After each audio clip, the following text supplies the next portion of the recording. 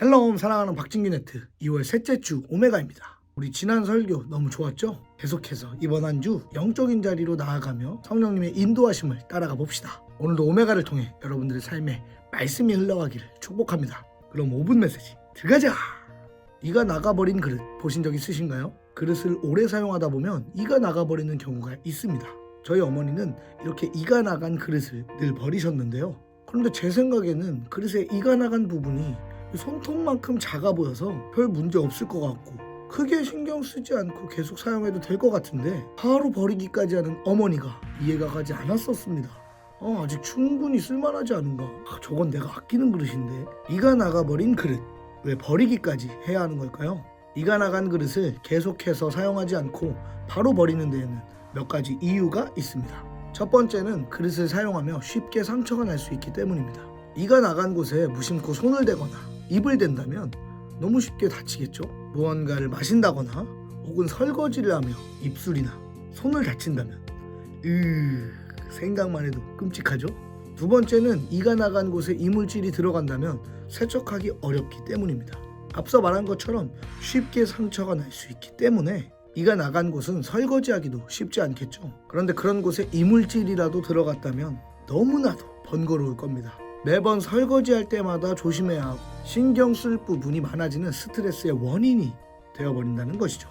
마지막 세 번째는 이가 나간 곳이 결국 깨지기 쉽기 때문입니다. 한번 이가 나간 곳은 계속해서 금이 가고 갈라지며 언젠가 깨지기 마련입니다. 처음에는 미세했던 금이 지속적으로 사용하며 크게 번져나가 그릇이 깨져버리게 될 수도 있기 때문에 조심해야 합니다.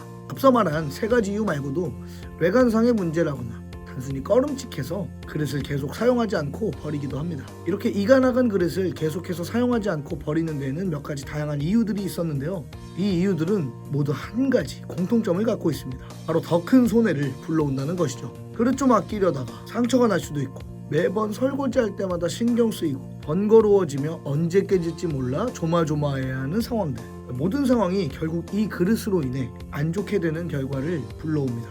오늘 그릇 이야기를 했는데 성경에서도 그릇에 관한 이야기를 꽤 자주 볼 수 있습니다. 성경이 말하는 그릇의 의미는 하나님이 창조하신 인간을 뜻합니다. 이사야 64장 8절 말씀입니다. 그러나 여호와여 이제 주는 우리 아버지시니이다. 우리는 진흙이요 주는 토기장이시니 우리는 다 주의 손으로 지으신 것이니이다. 아멘. 우리 예전 목사님의 설교를 통해 배웠던 토기장이 세계관. 성경은 흔히 하나님을 토기장이로 우리를 진흙으로 지은 질그릇으로 비교하곤 합니다. 그 이유는 창세기 속 창조의 원리 중 인간을 흙으로 만드셨기 때문입니다. 다시 돌아와서 이러한 질그릇에 우리를 비유한다면 우리 역시 오늘 앞서 말했던 이 나간 그릇처럼 우리의 삶에도 이런 이가 나갈 때가 있습니다. 다시 말해 우리의 죄로 인해 흔적이 남는다는 것입니다. 그런데 우리는 이런 상황을 대수롭지 않게 여기며 일상을 살아갑니다. 당장 내 삶에 큰 문제로 다가오진 않기 때문이죠. 그런데 그러다 보면 어떻게 될까요? 그 조그만 부분이 우리 삶 속 때로는 씻을 수 없는 상처를 남기고 날이 갈수록 계속해서 신경 쓰이게 만들며 끝내 더 크게 금이가 못 쓰게 될 수도 있겠죠. 그렇기 때문에 우리가 할 것은 한 가지입니다. 이미 이가 나가버린 금이 가버리기 시작한 우리의 그릇을 미련 없이 버리는 것입니다. 오늘 본문 1절 2절 말씀입니다. 주님께서 나에게 말씀하셨다. 너는 토기장이를 찾아가서 항아리를 하나 산 다음에 백성을 대표하는 장로 몇 사람과 나이든 제사장 몇 사람을 데리고 하시드문 어기 곁에 있는 흰놈의 아들 골짜기로 나아가서 내가 너에게 일러주는 말을 거기에서 선포하여라. 하나님은 예레미야에게 오늘 백성들 앞에서 어떻게 선포해야 할지 직접 알려주고 계십니다. 토기장이에게 그릇을 사고 사람들을 모아 내가 가라고 하는 곳에 가서 내가 너에게 일러주는 말을 선포해라. 그리고 뒤에 이어지는 본문에서 예레미야는 이 그릇을 깨뜨리며 백성들에게 하나님의 말씀을 선포하기 시작합니다. 죄로 가득 찬 여러분의 모습을 하나님께서 이렇게 깨뜨리시겠답니다. 이 그릇을 깨는 행위, 이것이 무엇을 의미하는 걸까요? 당시 사람들에게 계속해서 죄가 흘러들어갔고 이들의 삶은 이미 하나님과는 멀어져 버린 오히려 하나님을 대적하는 삶에 가까웠습니다. 하나님은 그런 그들의 삶을 돌리기 위해 그릇을 아예 깨뜨리는 계획을 하고 계셨던 것입니다. 우리의 그릇은 날마다 이가 나가고 깨지고 있습니다.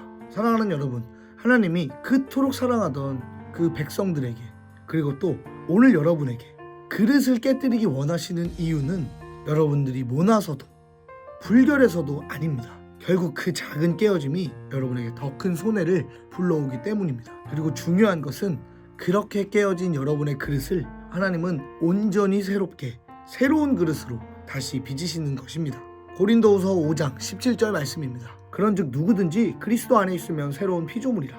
이전 것은 지나갔으니 보라 새 것이 되었도다. 아멘. 우리의 삶에 자그마한 문제에도 틈을 주지 말고 미련 없이 그릇을 깨뜨려 버리고 새로움을 입고 나아갑시다. 이번 한 주 토기장이신 하나님의 걸작품으로 거듭나시는 여러분이 되시기를 진심으로 축복합니다. 끝!